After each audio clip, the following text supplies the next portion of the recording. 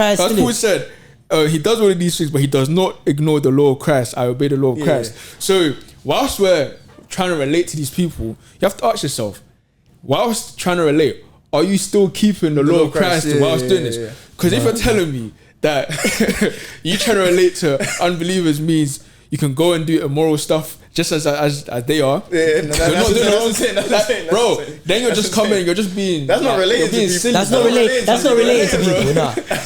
That's conforming. That's conforming. There's a thin line between relating and conforming. Don't cross that. When Paul is saying that, you know, for the Jews, you became like a Jew. It's so that, as you said, like they can come and talk to you about anything because you're like them, like in the sense of like they don't feel like you're some outsider. Even though you are an outsider in that sense, they don't feel like you're an outsider where like, or if they're going through something, they can't come and chat to you because, if I go and tell a square, if I go and tell Naps, they're going to look at me a certain way, or they're going to tell me, move, or they're going to tell me, pattern up. Like there has to be that level of, as you said, love, patience, where like, even though they can clearly see that you're very different to them, and like they can clearly see that you're not doing what they're doing, that they can still relate to on a level of like, you know what, this is someone that I can go to because I know he has my best interests at heart. And that's where it goes back to me talking about the doctor and the patient. There's a patient-doctor confidentiality. Ooh, good word. Because they build rapport. Like as healthcare professionals, you have to build rapport with your patients because it's not a thing where this patient might be your patient for like 15 years.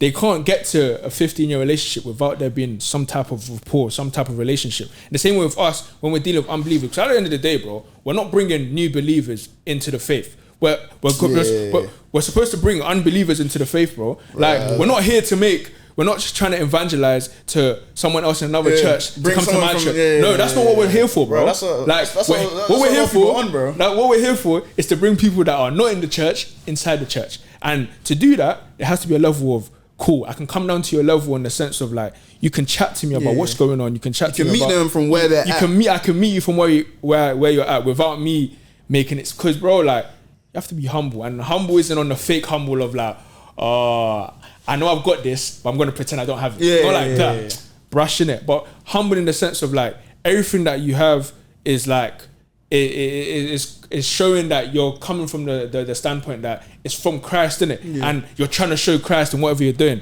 So that patience, bro, some people, they might take 6 months, a year to come to Christ, but you have to stick it out.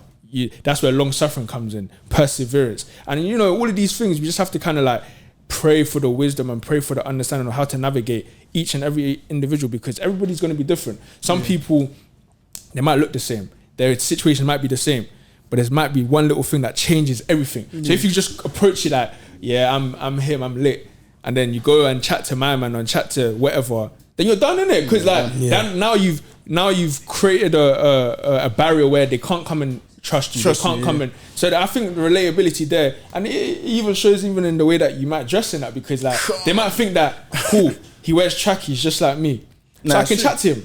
You know, I went to a church. With Naps and Bien time ago. Yeah, pastor was wearing a dry fit.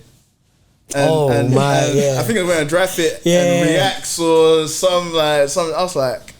And that was because Naps ain't been to that church before. He was like, I haven't been to that church before. Who's the pastor? I was like, the guy in the drive-thru. He's like, But I can't lie, for me, I liked that. Like, I don't mind it. And especially because of the community he's in. And I assume everyone likes that because it feels like they know that this guy is he has a level of wisdom that's definitely above theirs from the years he's been through from his fellowship with Christ. But it's like, he's just like me in some sort of way. Do you get what I mean? Like he's that relatability, and I think, like I said, like bro, like I feel like I'm turning into Bien this year, bro. The way like I'm starting to have like agendas and things are starting to bug me so much more, bro. Like because I've been seeing like, and to be fair, I can't lie, I used to think like this, like when you become more mature in Christ, you almost lose a level of you're meant to lose relatability. You're meant to be so a bit like what my man said. You're meant to be so different, like where like. No one can chat to me almost. It's just me. It's just me and my father, as people were saying, that kind of thing. And I have an agenda against that so much. Like I've realized that I can't believe I used to think that way, because for me, if you're maturing in Christ, I think you become more relatable. For me, a person who's maturing in Christ, I feel like you become draw people towards you.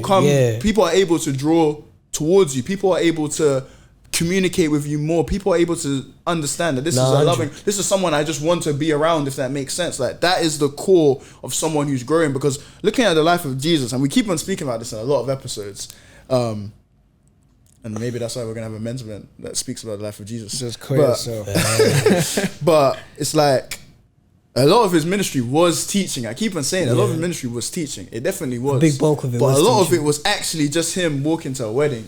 Him walking to, again, seeing a random brother in a tree. Him speaking to an adulterous woman. Like, I've started to realize just how much of Jesus' life was just speaking to some people that, some people today, people who maybe you feel like they're maturing in faith, they couldn't speak to because they've grown so much and all of that. And I'm just thinking like, bro, where did we even get that? Where did we get that idea from, where like you get to a point where you're so holy that you only speak to people in ministry now, bro. You can't. You speak to people in ministry, but then your congregation. You're not really following the law of Christ there, bro. No, you're not. You're not going out to make disciples of all nations.